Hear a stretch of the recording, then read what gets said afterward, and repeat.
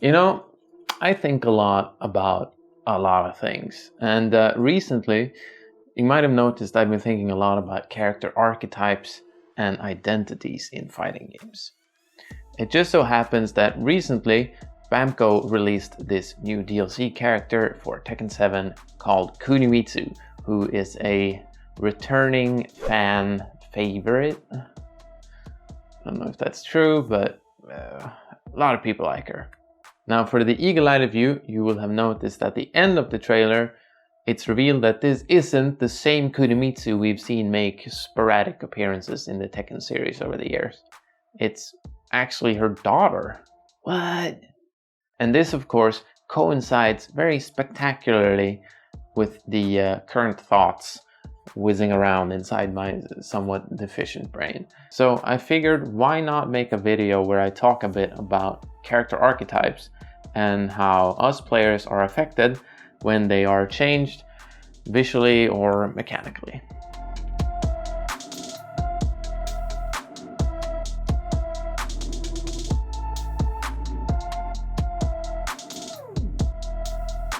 Now, to start off with, let's look at one side of the character identity coin, the audio-visual, how a character looks and how they sound, and how that can change a lot when one character kind of passes the torch onto a completely different entity.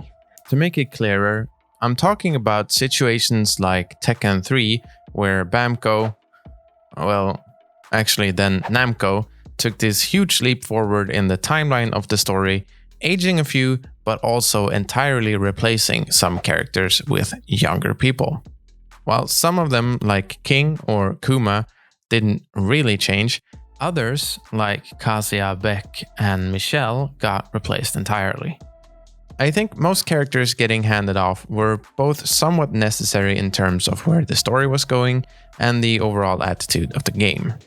Not to mention a character like Kazuya literally having been killed off in the last iteration of the series. Namco was also pretty smart about the change, keeping significant parts of the visual and mechanical identities intact in the new version of the cast. You could contrast this almost soft reboot or large jump that Tekken 3 did with the sort of hard turn that Capcom took that same year with Street Fighter 3 New Generation. Capcom, instead of giving their already iconic archetypes over to new visual identities, actually scrapped pretty much everyone. Well, except for Ryu and Ken. And basically started from the bottom again.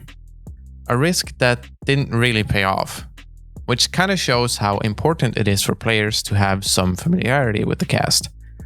Street Fighter as a series has always changed a lot between main iterations, but the mechanical changes coupled with, most of the cast not returning, was a blow too much and ended up alienating most veteran players. I think we sometimes forget how important the visual identity of media is to us. While making this video, I just happened to stumble upon the fact that a game I used to play a lot as a kid called 13, which is a shooter that's loosely based on a comic book and is really only a noteworthy thing because of its art style, was getting a remake. And it really got my interest at first because I was like, wow, imagine what you could do with this art style with the technology available in the year 2020. And they fucked it up. A somewhat forgettable game with a dope art style is now an entirely forgettable game. So, good job. Now, directly linking 13 to visual identity changes in fighting games might just be my stoner brain acting up, but I do think you can see a connection. People love something, at least in part because of its visual identity, and when you fuck with that, they're pretty disappointed. So I talked a bit about Tekken 3 and how the revamped characters were pretty well received by the target audience at the time. But I'm not so sure the same thought process can be applied to Tekken 7. Firstly, in the specific case of Kunimitsu, she's a character that only sporadically makes appearances in the series, so I can see a person who's attached to that character being pretty damn disappointed. Secondly, for Tekken 7 in general, I think players are probably less prone to accept huge changes in characterization as necessary when they're not also accompanied by a huge swing in the storyline or a jump in the timeline, for an example. I mean, most of the cast are returning, so what's up? I think we saw a similar thing when Tekken 7 released, where long-standing characters got visually replaced.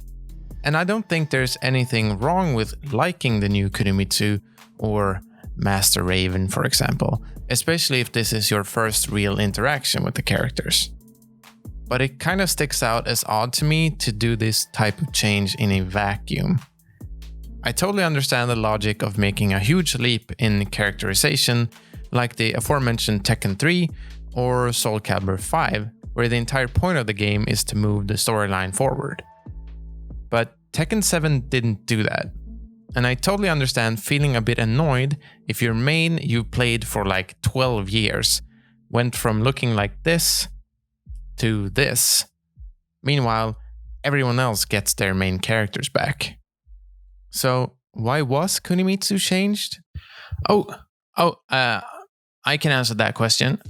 Fighting game developers and Namco particularly are really, really scared of putting female characters that are older than like 22 into their game. The range for what a female character is allowed to be is so narrow in fighting games, it's almost comical.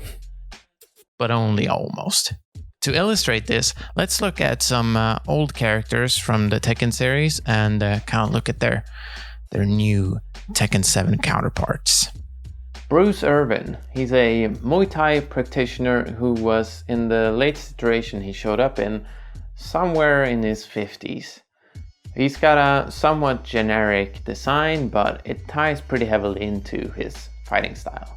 Cut to Josie Rizal. She's a young, attractive girl who's also seemingly afraid of fighting, which is like an amazing trait for a character to have in a fighting game.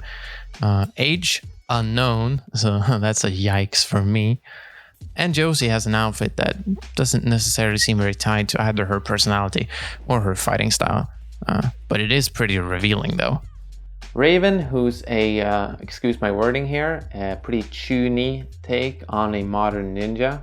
Might be based on Wesley Snipes from the movie Demolition Man, and no age given, but he's probably somewhere in his late 30s or early 40s. Cut to Master Raven. She's a young, attractive woman. I will concede that Master Raven's outfit is at least more tied to her characterization than Josie's, but I think there's a couple of questions that arise from Master Raven here. So if you have kept up with the lore at all, Master Raven, as the name implies, is Raven's boss. He's been talking in the phone for the last 15 years or so, and he's been talking to Master Raven then, presumably. Now, either Master Raven is some sort of genius, like a prodigy, and she just nailed Raven School like in 2 years and just rose through the ranks. So does that mean that the original Raven is kind of a shit ninja, like he's bad at his job? Why isn't he a master? Is he just not good? Or did the original Raven start Raven School at like 39? Now, if I was asked to imagine what Raven's master looked like, before Master Raven, of course, was shown, I probably wouldn't have guessed that the person would be noticeably younger than Raven himself. But hey, maybe that's just me. And lastly, of course, we have Kunimitsu, who is a ninja with a pretty heavy lean on a fox motif. Always shown to be a very dubious actor in the Tekken series and a trickster at heart. If we were to take the timeline changes into accord, she would be somewhere in her mid-40s by now, which of course is entirely unacceptable for Bandai Namco. Once again, we cut to the version of Kunimitsu we're getting in Tekken 7. Now, this is Kunimitsu's daughter, so obviously she's a young, attractive girl. But I think there's other things that are kind of lost in the translation here for the character. One of the key ones being that she takes off her fucking mask. Now, her taking off the mask might not seem like a big deal in a vacuum, but it also is pretty much the only key visual element that Kunimitsu as a character has had over the years. And this bitch takes it off in the fucking trailer. And this kind of betrays, I think, Kunimitsu's main characteristics in that she is this dubious, secretive ninja, and reduces her to another somewhat same-faced, young, attractive, cutesy girl. So, having looked at these three examples, do you notice any recurring characteristics? The female roster of Tekken 7 is pretty much typecast as young, conventionally attractive women with pretty similar body types. Let's just take a quick peek at the breadth of variety in the female cast.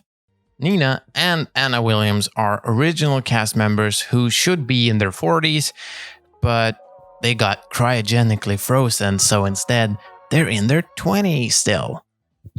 I wonder if they get called boomers a lot because they don't understand modern technology. They're also both assassins and they kind of hate each other.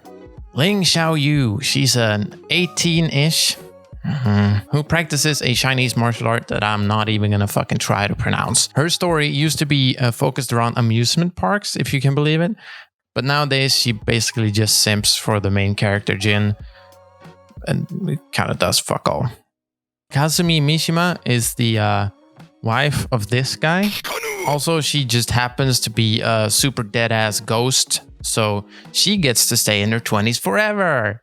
Even though she's dead, on the upside, she gets to hang out with this cool spectral tiger. Asuka and Lily are both like 16 or 17-year-olds. They're sort of this friend-rival thing going on. Asuka is a tomboy, a daughter of a dojo owner, and Lily is like this rich as fuck Ojo-sama ha ha ha type character, like a daughter of an oil magnate. But her deal is that she does a lot of flips and she speaks French. Elisa is a, wait for it, 1,000-year-old vampire who happens to be narcoleptic. She also speaks a bit like a fucking idiot. I mean, she sure looks the part. Not to be confused with Alisa, who is like a super-powered combat robot who just happens to be designed to be perpetually 17. I could go on, but I think you kind of get the point. If you contrast that with the male side of the roster, you can play as a chunky dude, a super weird biomutant kind of guy, middle-aged guy, a model-looking guy, the model-looking guy's dad, the model-looking guy's granddad, a weird tentacle monster, the tallest person on the fucking planet, a weird gorilla robot, another chunky guy, a furry, the furry's brother, who's also a furry. I think I kind of made my point already, but let's just look at the silhouettes of the range of male characters and see how they compare to the female side of the roster. Now, I'm not going to spend a massive amount of time on this. God knows I've already kind of been hampering on. I just want you as a viewer to consider why the female characters are only allowed to differentiate themselves from one another by way of personality or fighting style, while the male side of the roster is granted such a huge difference in body shapes and characteristics. Now, I'm not trying to chastise people for liking these characters, okay? I just think there's a lot of room to widen the very, very narrow field of what the female characters are allowed to be in this game. Even on the most baseline level, where we keep all the female characters young and somewhat conventionally attractive, there's a lot of room to break up their overall shapes and sizes to better break up the silhouettes. Even if we were to concede that all female fighting game characters have to be attractive and somewhat sexualized. Which I don't. Just to be clear here, I definitely don't. There's still literally football fields worth of space to explore. For an example, what if the robot character looked a bit like a fucking robot? Take Arya from Killer Instinct as an example. She's a robot-ass robot, but still retains a ton of conventionally attractive traits, reads really well as a female character, and is also sort of play on the evil female boss lady stereotype. What a double whammy, right? A, you get a female character that is visually a lot more distinct and interesting to look at, and B, you also introduce a wider variety of character motivations and tendency to the female side of the roster. Or you could take inspiration from something like Dragon's Crown, if you still think that you absolutely have to appease the Coomer-ass player base. All the female characters in Dragon's Crown are definitely primarily skewed towards some sort of male gaze. Even with that though, they are super distinct from a character silhouette standpoint. Why can't there be a muscular, tall, Amazon-ass character in Tekken? You slap a luchador mask on her and call it a day. Or if you feel like a tall, really strong female character is somehow breaking your immersion, then what about a comically tiny one to balance out the comical hugeness of the male counterparts? Anything to break up the monotony. I've kind of been rambling a bit for a while now, so I figured we could move on. This whole ordeal has made me think a lot about my own character picking tendencies, which nowadays mostly focus on the mechanical aspects of characters. That wasn't always the case for me, of course. The first fighting game I ever owned was Tekken 3 actually, for the PlayStation 1, and I can remember playing almost exclusively Yoshimitsu, even though I for almost all intents and purposes didn't really understand how the character or the game at large actually worked. Back then, I just found him such an enticing character. From his amazing Player 1 outfit to the beam sword or the super weird noises, Kid Rubbish was crazy about Yoshi. As I got back into fighting games again in my late teens, I had already developed a competitive habit and was much more invested in character mechanics. Though I should add that my first real main after returning to fighting games was Sean in Third Strike, who I picked primarily because I didn't want to play Ryu or Ken, but I did really like the Shoto animations in Third Strike. I think Sean was probably the last character I picked, primarily because of how cool I thought he was. After this, my choices changed pretty markedly, and this is where gameplay took the primary focus for my character picking. But this preference has evolved as well. I used to primarily play very control-heavy characters, like Elisa in Tekken 6, Chun in Third Strike, or Ryu in Street Fighter 2. But the last, 7 or 8 years or so, has really been dominated by the slow and heavy-hitting archetype, which my current most played fighting game characters, Tekken 7 Geese and Akuma, definitely fall into. I have an inkling of a thought that this pattern of moving away from the visual identity mostly and focusing on the mechanical aspect is one that tends to happen over time to most players who keep being invested in fighting games. But even though I just said that I didn't pick either of them because of their visual identity, I do quite like both Geese and Akuma as far as their characterization goes. I think for me, in a lot of cases, the inverse of what happens when you start out playing fighting games has been occurring. I'm super attached to pretty much every character I put a ton of time into, even on just a basic characterization level. Azrael from the BlazBlue series is a great example of this. He's a character I didn't really vibe with at all outside of his gameplay when I started out.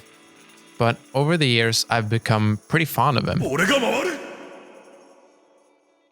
So with that said, seeing as how I'm pretty attached to all these characters I didn't even really find very cool to begin with, I don't think it's odd that people are really upset when their favorite character is replaced by a completely different person. I mean, there's a lot to visual identity in how we relate to our characters. You guys remember the whole Marvel vs. Capcom Infinite Function thing, right? Another part of this whole coin, of course, is the mechanical aspect of a character's identity. This thought kind of flared up in my head a while back when Setsuka was added to Soul Calibur 6, and it ended up feeling like she was an entirely different character. This is probably a bit hyperbolic, but I think it's still a discussion worth having. Probably centered around the more zoomed out view of fighting games as a whole. How a character functions and how they feel to play, after all, matters just as much as their aesthetics. For those of you who don't know, Setsuka at least used to be a somewhat similar character archetype to a character like Kazuya from Tekken. A compact but super strong moveset, limited by execution. Setsuka and Alpha Patroclus, who's funnily enough a reskin of Setsuka, have a hella just frames. Like just frames coming out the ass. But come Soul Calibur 6, the character was given a shitload of new mechanics, wintry reflection, moonlit reflection, and vernal reflection, along with, on paper, 2 strong moves being nerfed, also the just frames practically being removed from them. So the character went from strategically simple and mechanically complex to the exact opposite. Now, there's a whole different can of worms to open up if a character should be made easier so more people pick them. I'm not going to get into that, but hey, you could probably guess what my opinion on that is. Similarly to the visual jump, I think people are in the right to feel alienated when changes like this are applied to veteran characters of a cast. I mean, how would people feel if Ryu all of a sudden had an entirely new set of special moves in the next Street Fighter? And I understand that it's definitely hard to update a character and have them feel fresh, while at the same time retaining their core aspects that make them what they are. I definitely don't envy game developers of this task.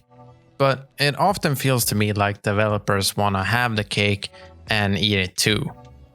Take the newest Guilty Gear game, Strive, for an example, where as of right now, one of my all-time favorite fighting game characters, Slayer, is seemingly not gonna make an appearance. Now this is totally fine with me. I understand that adding Slayer to the Strive engine is probably a bit of a fucking undertaking, to say the least. But they have added another vampire character. Did I explain that Slayer is a vampire? This new guy, precariously named Nagoriyuki, who seems to perhaps fill a similar but still somewhat different role in the roster. Something that bothers me though is that they have taken chunks of Slayer and sort of copy-pasted them onto this new character.